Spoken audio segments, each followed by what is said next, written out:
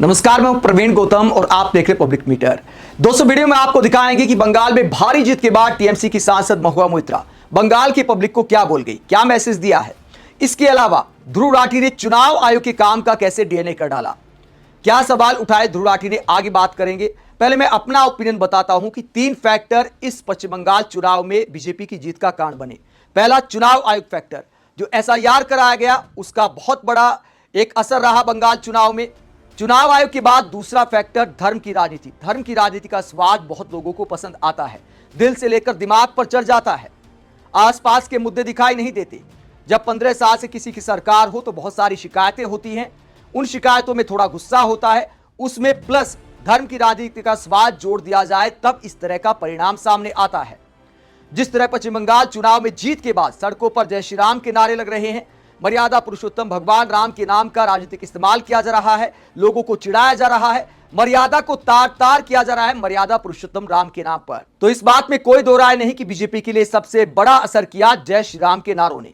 तीसरा फैक्टर, ममता बनर्जी सरकार का काम, ममता बनर्जी सरकार की राजनीति। जब लेफ्ट वालों की सरकार थी पश्चिम बंगाल में, ममता बनर्जी ने कहा था कि देखिए गुंडागर्दी चलाते हैं, हमारी सरकार लाइए, बंगाल शांति और विकास के रास्ते पर जाएगा। लेकिन अगर आज टीएमसी के नेता बीजेपी पर हिंसा का आरोप लगा रहे चुनाव के बाद, तो टीएमसी कार्यकर्ता भी इस मामले में कम नहीं है।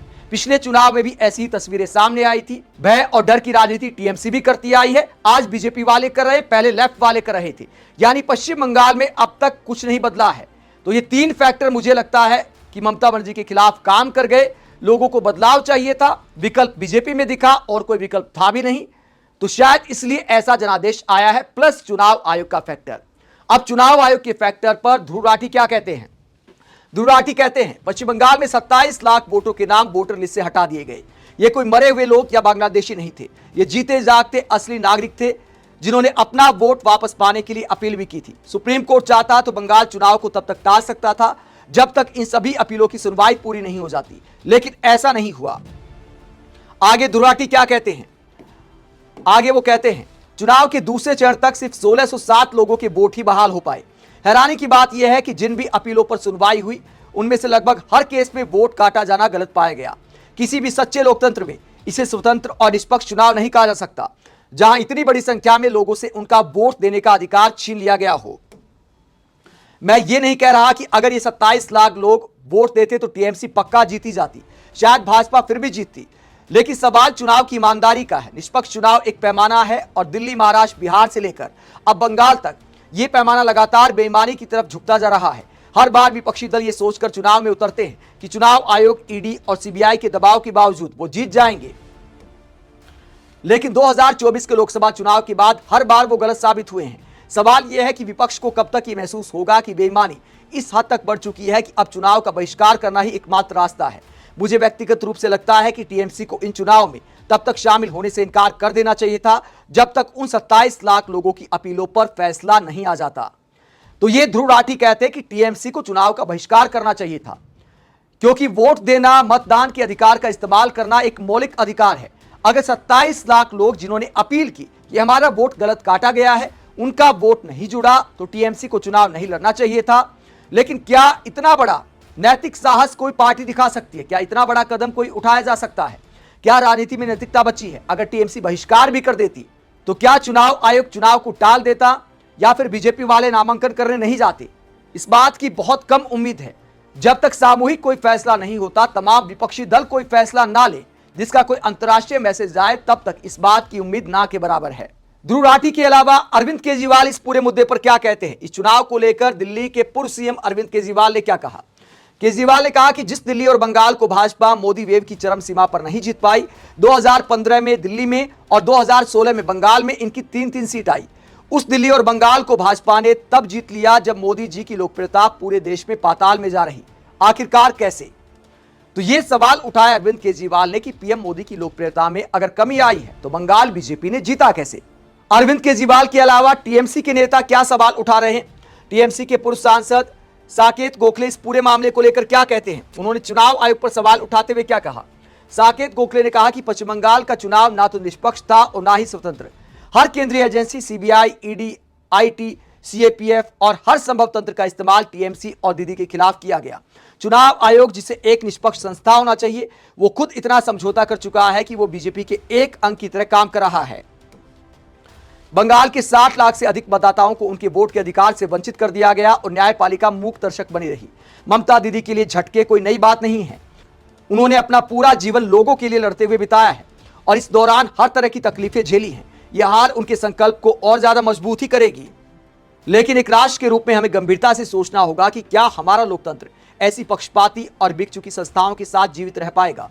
कुछ लोग चुनाव जीतने के लिए हर गलत तरीका अपनाने पर खुश हो सकते हैं, लेकिन जनता का गुस्सा कभी दबाया नहीं जा सकता। चोरी किया गया जनादेश कभी लोकप्रिय नहीं होता और जो संस्थाएं जनता की इच्छा को नजरअंदाज करती हैं, वो खुद अपने जोखिम पर ऐसा करती हैं। मैं अपनी पार्टी के हर कार्यकर्ता का आभारी हूं जिन्होंने इस चुनाव में पूरी मेहनत की और हर उस मतदाता का भी जिसने बाहर निकलकर हमारा समर्थन किया। मुसीबतें एक पार्टी को और मजबूत बनाती हैं और ये परिणाम भी हमें एकजुट करेगा। मैं और मेरे सभी साथी ममता दीदी और अभिषेक के नेतृत्व में बंगाल और भाजपा की जनता की सेवा पूरी निष्ठा से करते रहेंगे। तो साकेत गोखले लोकतंत्र का पाठ पढ़ाते हैं, लेकिन दोस्तों हकीकत यह है कि लोकतंत्र पर आत्ममंथन करने की जरूरत टीएमसी को भी है। आप कह सकते हैं कि बंगाल में जो गुंडा तंत्र था उसको गुंडा तंत्र से ही हराया गया, यह भी कई लोगों का लॉजिक है और इसमें सरकार के ही समर्थक शामिल नहीं है, बीजेपी समर्थक ही शामिल नहीं है। खुद राहुल गांधी ने भी इस चुनाव में बहुत सारे सवाल उठाए थे। यह आरोप तक लगाया था कि ममता बनर्जी बीजेपी के लिए बंगाल में रास्ता खोल रही हैं। तो जिस तरह की राजनीति टीएमसी ने की, उसी तरह का रास्ता बीजेपी ने अपनाया है। तो कहीं ना कहीं आत्ममंथन की जरूरत तमाम राजनीतिक दलों को है, ताकि बंगाल में भविष्य में किसी चुनाव में राजनीतिक हिंसा ना हो। देश के ज्यादातर राज्यों में चुनावी हिंसा नहीं होती जिस तरह की हिंसा बंगाल में होती है। तो टीएमसी ने भी कानून व्यवस्था के नाम पर, राजनीतिक कल्चर के नाम पर 15 साल में क्या बदलाव किया। चुनाव आयोग पर वाकई सवाल खड़े होते हैं, लेकिन कुछ सवालों का जवाब टीएमसी को अपने अंदर भी ढूंढने की जरूरत है कि जितने वोट पड़े उनमें आखिरकार आपको बहुमत क्यों नहीं मिल पाया। यह भी सवाल पूछना चाहिए। साकेत गोखले के बाद महुआ मोइत्रा इस पूरे मामले पर क्या कहती हैं? महुआ मोइत्रा पश्चिम बंगाल के जनादेश को लेकर क्या कहती है? उन्होंने कहा कि जनता की इच्छा ही सबसे ऊपर है। अगर बंगाल भाजपा को चाहता था तो बंगाल को भाजपा मिल गई है। हम इस फैसले का सम्मान करते हैं। हमने एक बेहद कठिन और असमान मैदान पर अकल्पनीय चुनौतियों के खिलाफ शानदार लड़ाई लड़ी और इसके लिए मुझे अपने नेता और अपनी पार्टी पर गर्व है। हम एक धर्मनिरपेक्ष देश के लिए खड़े रहेंगे और लड़ते रहेंगे, जहां आखिरी शब्द बहुसंख्यकवाद के बाहुबल का नहीं बल्कि हमारे संविधान का होगा। तो महुआ मोइत्रा कहती है कि अगर बंगाल भाजपा को चाहता था तो बंगाल को भाजपा मिल गई है और हम वापसी करेंगे, ऐसा टीएमसी नेताओं का दावा है। लेकिन दोस्तों अगर हकीकत देखें तो वापसी का रास्ता बंगाल के राजनीतिक कल्चर को देखते हुए इतना आसान नहीं है। चाहे कोई भी पार्टी हो, बीजेपी हो, कांग्रेस हो, टीएमसी हो, ज्यादातर जो लोग होते हैं वो सत्ता के साथ चलना पसंद करते हैं और जहां पर दबाने की राजनीति की जाती है, डराने की राजनीति की जाती है, वहां पर विपक्ष का खड़े रहना आसान नहीं होता। बंगाल का इतिहास देखिए तो सालों साल लेफ्ट वालों की सरकार रही, विपक्ष को कुचले रखा। 15 साल तक ममता बनर्जी ने भी उसी तरह की सरकार चलाई। तो क्या आपको लगता है बीजेपी क्या कोई रहमदिली दिखाएगी? क्या जो सत्ता के चाटुकार होते हैं, जिन्होंने ममता बनर्जी के साथ भी मलाई खाई होगी, बहुत सारे लोग विपक्ष में आने पर साथ छोड़ जाते हैं और सामने जब ऐसा निरंकुश विरोधी हो, केंद्र सरकार से लेकर राज्य सरकार तक सब आपके खिलाफ हो, तो इतना आसान नहीं होता एक क्षेत्रीय दल के लिए आजकल की राजनीति में अपना वजूद बनाए रखना। तो टीएमसी और ममता बनर्जी के लिए ये एक नए तरह की लड़ाई है, नए दौर की लड़ाई है। क्या ममता बनर्जी वापसी कर पाएंगी? आपको क्या लगता है? कमेंट बॉक्स में अपनी राय जरूर दें। साथ ही चैनल को सब्सक्राइब भी करें। नमस्कार।